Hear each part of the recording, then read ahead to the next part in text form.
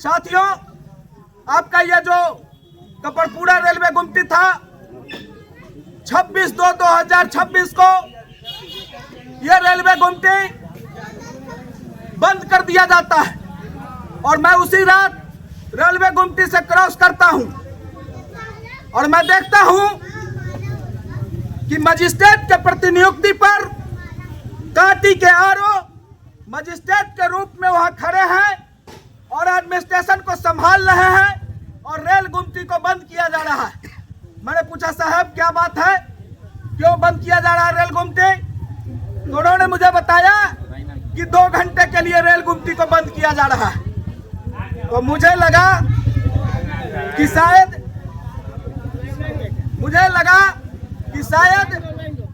पैदल फुटपाथ का जो निर्माण हो रहा है स्टेशन पर, उसके लिए 2 घंटे का ब्लॉकेज लिया जा रहा है।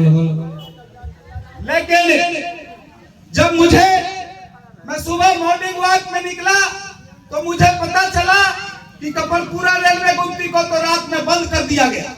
मैंने कहा कि भाई, हम तो समझे 2 घंटा के लिए बंद हुआ है, ये कैसे हो गया? तो फिर मैं पूछा तो एक पत्र, हमको जो सरकारी पत्र आया था वो पत्र वो हमको भेज दिए। मैंने देखा, हमारी वेदना हुई और 27 तारीख को सुबह में शाहबाजपुर मठ के प्रांगण में मैंने तमाम समस्त ग्रामवासियों को वहां बुलाने का काम किया और आप लोगों के विचार और आप लोगों के समर्थन से और आप लोगों के पसीने के ताकत से मैंने एक संघर्ष समिति का निर्माण कराया और उसका नाम दिया, बहुत सारे लोगों को नहीं पता होगा कि ये जो हमारी सड़क है इसका हमारे नक्शा में साहेबगंज पुराना सड़क इस नक्शा में नाम है। मैंने उस नाम को दिया साहेबगंज पुराना सड़क बचाओ संघर्ष समिति मोर्चा और उस मोर्चा का निर्माण करके और मैंने आप लोगों के सहयोग से इस आंदोलन का शुभारंभ किया।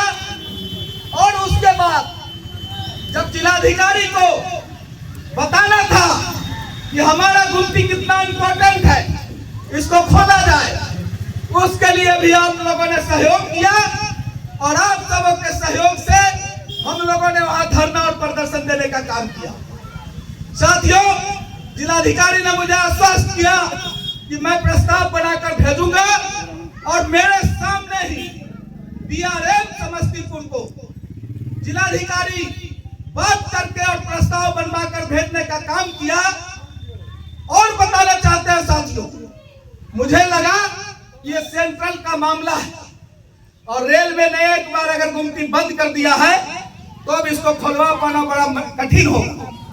तो हमने आवेदन तैयार किया और यहाँ के स्थानीय सांसद श्रीमती बीना देवी जी को आवेदन देने का काम किया और मैंने उनको बताया कि आपके क्षेत्र का ज्वलंत समस्या है, इस समस्या पर आपको काम करना है और आप जाइए भारत सरकार के रेल मंत्री माननीय अश्विनी वैष्णव जी से आप मिलिए और उनको बताइए कि रेलवे के द्वारा बिना वैकल्पिक मार्ग का व्यवस्था किए हुए पटना हाजीपुर सड़क को वैकल्पिक मार्ग बताकर और इस रेल गुमटी को बंद कर दिया गया है।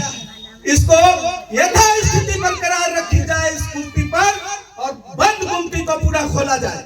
साथियों, मुझे यहाँ भी सुकून नहीं हुआ।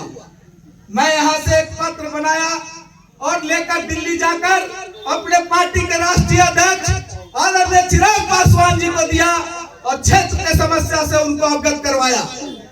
माननीय हमारे राष्ट्रीय अध्यक्ष जी ने अश्विनी वैष्णव जी को तत्क्षण फोन करके बात किया और अपने मंत्रालय से एक लेटर बनाकर अश्विनी वैष्णव जी को भेजने का काम किया और 1 सप्ताह के बाद मुझे पत्र के माध्यम से DRM समस्तीपुर ने सूचना देने का काम किया कि राष्ट्रीय अध्यक्ष चिराग पासवान जी के कहने के बाद अवलोकन किया गया है और ये रेल गुमटी खुलना चाहिए और इस पर हम लोग अब अग्रतर कार्रवाई करके इस रेल गुमटी को खोलने का काम करेंगे। साथियों,